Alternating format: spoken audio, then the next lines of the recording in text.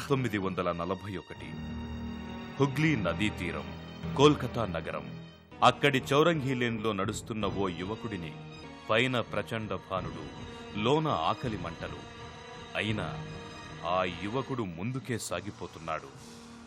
ఏదో కర్తవ్యంతో, ఏవో శక్తులు నడిపించినట్లు మునుముందుకే అతని అడుగులు.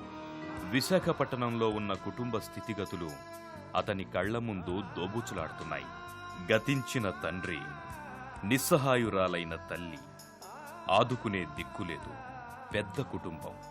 తను అందిరాకపోతే పస్తులే శరణ్యం. చేతిలో ఎంఏ డిగ్రీ, జేబులో నిండుకున్న కాసులు, మనసంతా ఉద్యోగపు ఊసులు, కళ్ల నిండా కోటి ఆశలు. మిలిటరీ సర్వే విభాగంలో పిలుపుతో మౌఖిక పరీక్షకు హాజరయ్యాడు. ఆ పరీక్షలో అన్నింటా ప్రథముడిగా నిలిచాడు. కాని వయసు తక్కువైందన్న ఒకే ఒక్క చిన్న నిబంధన అతడి ఉత్సాహాన్ని నిలువున నీరుగార్చింది.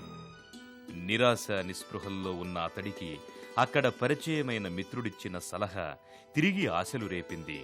ఫలితంగా ఆ యువకుడు ఇండియన్ స్టాటిస్టికల్ ఇన్స్టిట్యూట్లో ఏడాది చదువుకు దరఖాస్తు పడేశాడు. ఆ దరఖాస్తే అతని జీవితానికి గెలుపయింది. ఈ దేశాభివృద్ధికి మేలుమలుపయింది.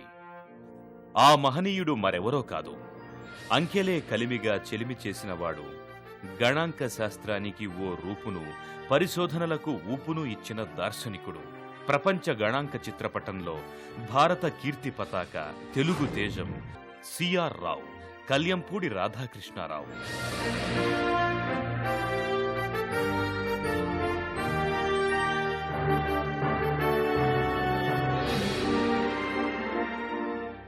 చెన్నపట్నం సమీపాన చిన్న గ్రామం కల్యంపూడి. ఆ ఊరికి చెందిన సిడి నాయుడు ఓ పోలీసు అధికారి. ఆయన బళ్ళారి జిల్లా హడగళ్లిలో ఉద్యోగం చేస్తున్నప్పుడు ఆ ఇంట కన్ను తెరిచిన 8వ సంతానమే సిఆర్ రావు. తండ్రి ఉద్యోగరీత్యా ఆ బిడ్డ విద్యాభ్యాసం గూడూరు, నూజివీడు, నందిగామలలో సాగింది. రావుకు బాల్యం నుంచే అంకెలంటే ఆరో ప్రాణం. 11 ఏళ్లకే అంకెగణిత చిక్కుముళ్లు విప్పేవాడు. అతడి ప్రతిభకు మెచ్చిన తండ్రి ప్రాబ్లమ్స్ ఫర్ లీలావతి అనే గణిత పుస్తకం బహుమతిగా ఇచ్చారు. మా ఫాదర్ ఏమో రామానుజం అటువంటి వాళ్ళు ఉన్నారు కదా, మ్యాథమెటిక్స్లో బాగా పనిచేసిన వాళ్ళు, వాళ్ళ గురించి చెప్తూ ఉండేవారు. అదే కొన్నాళ్ళు అయిన తర్వాత లీలావతి గణితం అనే ఒక పుస్తకం ఉంది. ఆ పుస్తకంలో నుంచి మా ఫాదర్ ఏమో నువ్వు కూడా ఆ లెక్కలని చేయమని చెప్పేవారు. సో అట్లా వచ్చిందనమాట ఇంట్రెస్ట్ ఇన్ మ్యాథమెటిక్స్. తల్లి అహరహం మేల్కొని బిడ్డడిని చదివించేది. ఆమె శ్రమైక తత్వం, తండ్రి అధ్యయన గుణం అతడికి అలవడ్డాయి. తన బిడ్డ గణిత శాస్త్రంలో పీహెచ్డీ చేసి అధ్యాపకుడు కావాలన్నది తండ్రి సిడి నాయుడి అభిమతం. ఆయన కోరిక మేరకు సిఆర్ రావు విశాఖలోని ఏవియన్ కళాశాలలో 1935లో ఎంపీసీ గ్రూప్తో ఇంటర్లో చేరాడు. అక్కడ ఎంతో ప్రతిభ చూపాడు. ఫలితంగా నోబెల్ బహుమతి గ్రహీత సివి రామన్ తన తండ్రి పేరిట ప్రవేశపెట్టిన చంద్రశేఖర్ అయ్యర్ స్కాలర్షిప్ సిఆర్ రావుకే దక్కింది. ఆ ఉపకార వేతనం ఆర్థికంగా ఆసరా ఇవ్వడమే కాకుండా అతనిలో ఎంతో ఆత్మవిశ్వాసాన్ని నింపింది. 1937లో ఇంటర్ పూర్తి చేసిన సిఆర్ రావు 1940లో గణితంతో బిఏ ఆనర్స్ చేశాడు.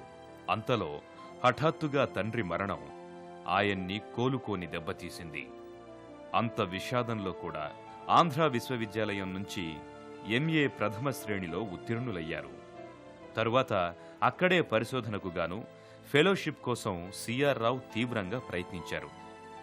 కొన్ని కారణాలు చూపిన వర్సిటీ ఆ దరఖాస్తును తోసిపుచ్చింది. తండ్రి గతించిన పిమ్మట అందుతున్న పింఛను నామమాత్రంగా ఉంది. కుటుంబ అవసరాలకు అది ఏ మూలకు చాలని పరిస్థితి. ఈ నేపథ్యంలో సివిల్ సర్వీస్ పరీక్షలు రాసి స్థిరపడమని తల్లి సూచన. కాని కుటుంబ భారంలో పాలు పంచుకోవాలని సిఆర్ రావు యోచన. అది రెండో ప్రపంచ యుద్ధ కాలం. పత్రికల్లో మిలిటరీ ఉద్యోగ ప్రకటనలే కనిపించేవి. అలా పత్రికల్లో వచ్చిన ఒకానొక ప్రకటన సిఆర్ రావు దృష్టిని ఆకర్షించింది. బతుకు బండి లాగడానికి నెయిల్ బండి ఎక్కి కోల్కతా చేరారు. మిలిటరీ సర్వేయర్ ఉద్యోగం కోసం వెడితే అధికారులు అది చిన్నపిల్లలు చేసే ఉద్యోగం కాదని చెప్పి ఆయన వయస్సును చిన్నబుచ్చారు. 1941 ప్రొఫెసర్ పిసి మహలనోబిస్ పేరు దేశమంతా మార్మోగిన సంవత్సరం.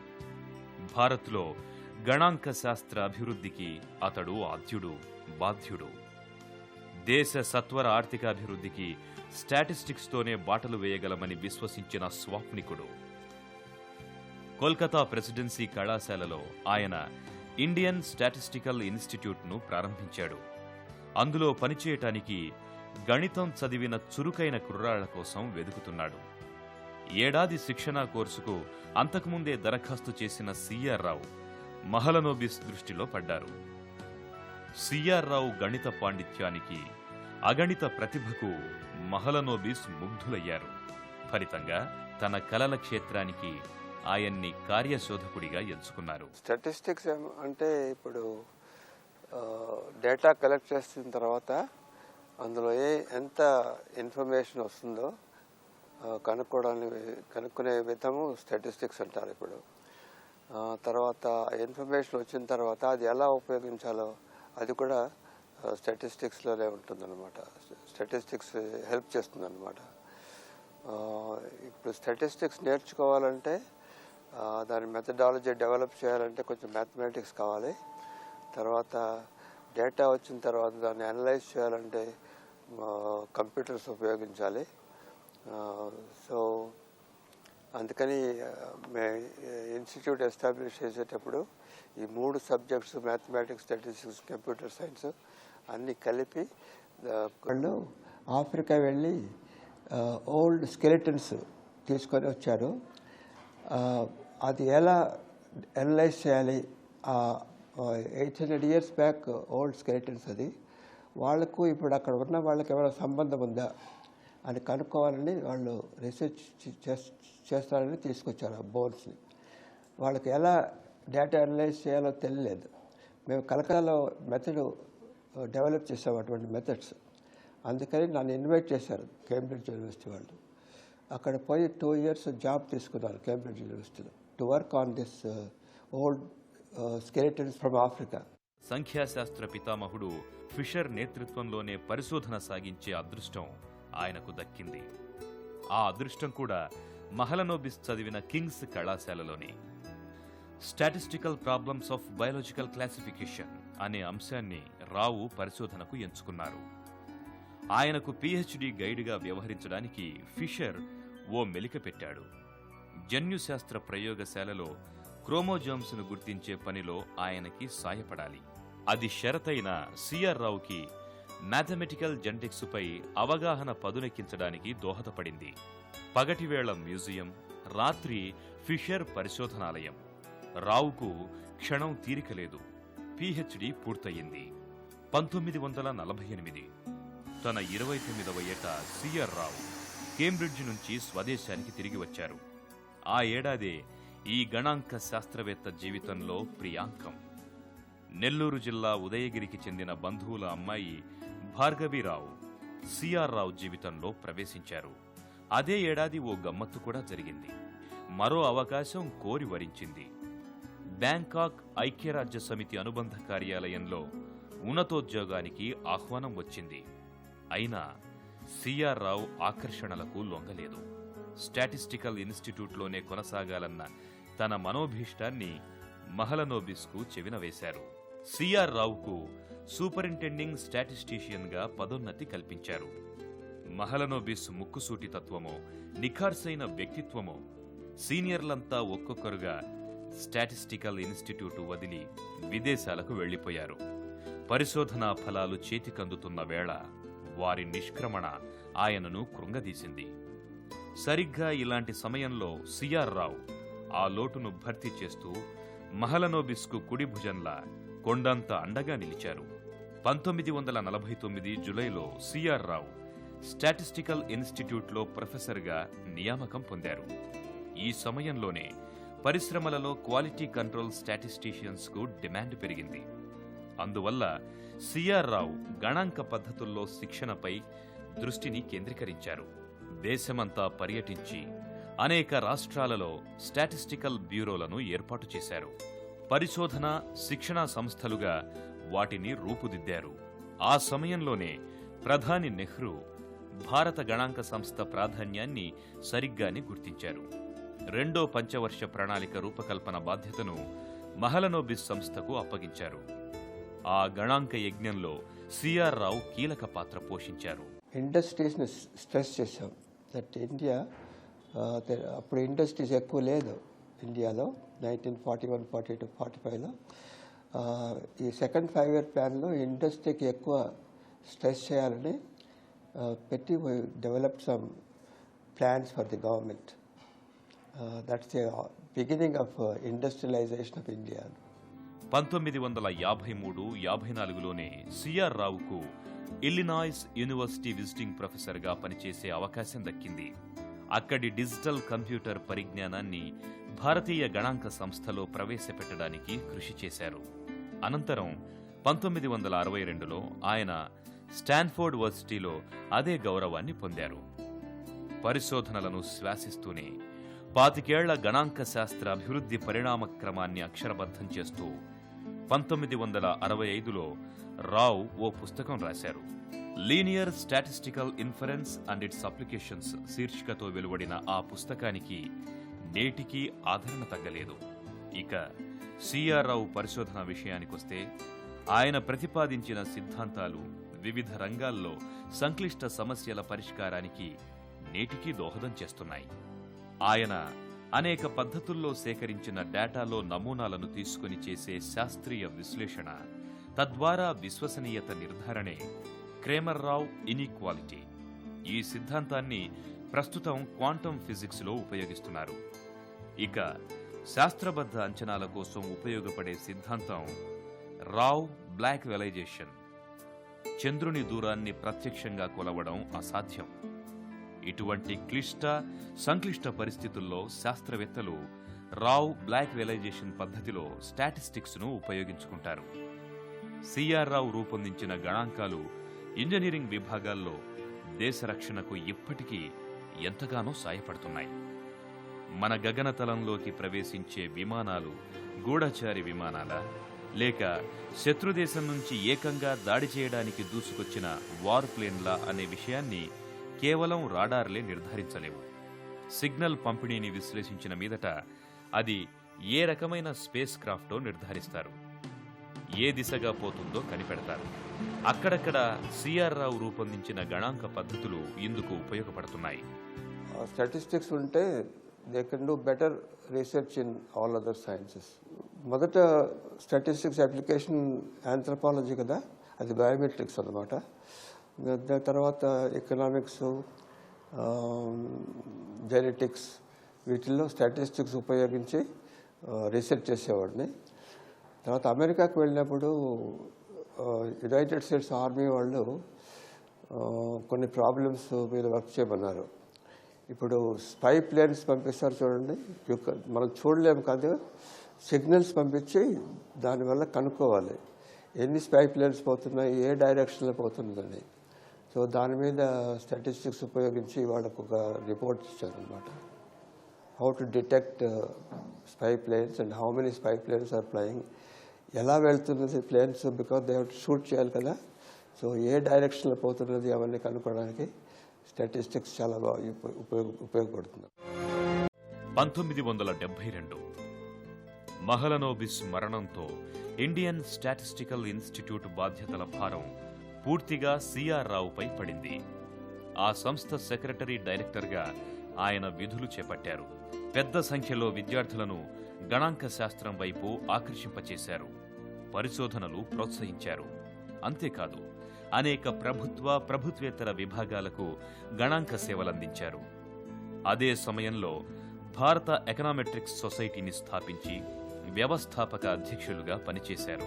టోక్యోలోని ఇంటర్నేషనల్ స్టాటిస్టికల్ ఎడ్యుకేషనల్ సెంటర్కు 7 ఏడాది పాటు అధిపతిగా వ్యవహరించారు.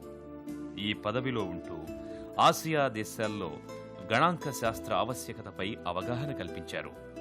ఏషియన్ ఇన్స్టిట్యూట్ ఆఫ్ స్టాటిస్టిక్స్ అని జపాన్లో ఉంది. 30 years నుంచి రన్ అవుతుంది, బాగా రన్ అవుతుంది. స్టూడెంట్స్ వెళ్తూ ఉంటారు, అంటే officers working in statistical officers in South East Asia, they పీరియాడికల్గా అక్కడ పోయి సమ్ స్పెషల్ ప్రాజెక్ట్స్ ఎలా చేయాలని నేర్చుకుంటున్నారు అనమాట.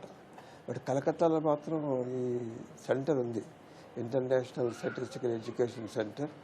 ఇప్పటికీ స్టూడెంట్స్ వస్తూ ఉంటారు. దానికేమో బోర్డ్ ఆఫ్ డైరెక్టర్స్ ఉన్నారు, and chairman of the board of directors. So every year అక్కడికి వెళ్ళి అంత సరిగా ఉందా, ఏమన్నా మార్పులు కావాలా ఎడ్యుకేషన్ ప్రోగ్రామ్స్ అవన్నీ చూసి వాళ్ళకి చెప్తూ ఉంటాను అన్నమాట. గణాంక శాస్త్రంలో భారతీయ యశస్సును దశ దిశలా చాటిన సిఆర్ రావు కృషికి గుర్తింపుగా అనేక పురస్కారాలు లభించాయి. 16 దేశాల్లోని 28 విశ్వవిద్యాలయాలు గౌరవ డాక్టరేట్లను ప్రకటించాయి. 1963లో శాంతి స్వరూప్ భట్నాగర్ అవార్డు లభించింది. 1965లో కేంబ్రిడ్జ్ విశ్వవిద్యాలయం గౌరవ డాక్టరేట్ ప్రకటించింది. 1967లో యూకేలోని రాయల్ సొసైటీ ఫెలోగా సత్కారం పొందారు. అదే సంవత్సరం ఆంధ్ర విశ్వవిద్యాలయం గౌరవ డాక్టరేట్ ప్రదానం చేసి తన కన్నబిడ్డను సత్కరించుకుంది. 1968లో భారత ప్రభుత్వం పద్మభూషణ్ పురస్కారంతో గౌరవించింది. 1979లో ఓహియో స్టేట్ యూనివర్సిటీ గౌరవ డాక్టరేట్ ప్రదానం చేసింది. 2001వ సంవత్సరంలో భారత ప్రభుత్వం పద్మ విభూషణ్తో గౌరవించింది. 2002లో ఆయన అమెరికా అధ్యక్షుడు జార్జ్ బుష్ చేతుల మీదుగా ప్రతిష్టాత్మకమైన నేషనల్ మెడల్ ఆఫ్ సైన్స్ సత్కారాన్ని అందుకున్నారు. 2010వ సంవత్సరంలో భారత ప్రభుత్వం శాస్త్ర సాంకేతిక రంగాల్లో విశిష్ట కృషి చేసిన వారికి ఇచ్చే ప్రఖ్యాత ఇండియా సైన్స్ అవార్డును సిఆర్ రావుకి ఇచ్చి గౌరవించింది. ప్రపంచ గణాంక రంగానికి సిఆర్ రావు చేస్తున్న సేవలను గుర్తించి 2011లో లండన్ రాయల్ స్టాటిస్టికల్ సొసైటీ గై గోల్డ్ మెడల్ ఇచ్చి సత్కరించింది. 2015లో సర్దార్ పటేల్ ఫౌండేషన్ వారు సిఆర్ రావుకు సర్దార్ రత్న అవార్డు ప్రదానం చేశారు. 2004 సిఆర్ రావు పేరిట హైదరాబాదులోని ఉస్మానియా యూనివర్సిటీలో సిఆర్ రావు అడ్వాన్స్డ్ ఇన్స్టిట్యూట్ ని నెలకొల్పారు. అలాగే హైదరాబాద్ కేంద్రీయ విశ్వవిద్యాలయానికి అనేక సందర్భాలలో సందర్శిస్తూ సలహాలు సూచనలు అందిస్తున్నారు. ఆయన అలసటలేని అవిశ్రాంత శోధకుడు. ఎన్నో పదవులు, మరెన్నో హోదాలు ఆయన్ను వరించాయి. సిఆర్ రావు సేవల్ని గుర్తించిన రాష్ట్ర ప్రభుత్వాలు ఆయనను వివిధ సంస్థలకి సలహాదారుడిగా నియమించాయి. విశాఖపట్నం, విజయవాడ, నందిగామ, హైదరాబాద్ నగరాల్లోని పలు ప్రాముఖ్యత గల రహదారులకు సిఆర్ రావు పేరే పెట్టారు. అలాగే స్టాటిస్టిక్స్ సాంకేతికాంశాన్ని అభివృద్ధి పరిశోధనలు జరపడానికి సిఆర్ రావు పేరిట హైదరాబాదులో ప్రతిష్టాత్మకంగా స్టాటిస్టిక్స్ సంస్థని నెలకొల్పారు. హైదరాబాదులో ఉన్న advanced institute of mathematics, statistics and computer సైన్స్లో సిఆర్ రావు కుమార్తె తేజస్విని రావు రూపకల్పన చేసిన సిఆర్ రావు గారి గ్యాలరీ ప్రజల సందర్శనార్థం అందుబాటులో ఉంది. అంతులేని జిజ్ఞాసకు వయస్సుతో పనిలేదు. ఆయన నిత్య విద్యార్థి, నిరంతర పరిశోధకుడు. 2020 సెప్టెంబర్ 10 సిఆర్ రావు తాను శతవసంతాలు పరిపూర్ణంగా జరుపుకొని 101వ జన్మదినాన్ని జరుపుకున్నారు. శతాధిక వసంతాల వయస్సులో సైతం తన మేధస్సు ఎక్కడా చెక్కు చెదరలేదు. ఆయన తన ఆచార్య ప్రస్థానంలో ఇంతవరకు 400 పరిశోధనా పత్రాలు సమర్పించారు. 50 మంది పీహెచ్డీ విద్యార్థులకి గైడ్గా వ్యవహరించారు. గణాంక శాస్త్రీయ పరిశోధనలో ఆయన ప్రవేశపెట్టిన విధానాలు, రూపకల్పన చేసిన సాంకేతిక పద్ధతులు ఈరోజు ప్రపంచవ్యాప్తంగా అనేక రంగాలలో ప్రామాణికాలు. వాటన్నింటినీ సిఆర్ రావు పద్ధతులుగానే తన పేరుతోనే పిలుస్తారు. శతాబ్దాల నుండి ప్రపంచ ప్రఖ్యాత పరిశోధన ఆవిష్కర్తల జాబితాల్లో మన తరం వ్యక్తిగా, మన తెలుగువాడిగా, మన దేశ పౌరుడిగా డాక్టర్ సిఆర్ రావు మనకెంతో గర్వకారణం. ముందు తరాలకు నిత్యం స్ఫూర్తి మంత్రం, మార్గదర్శనం.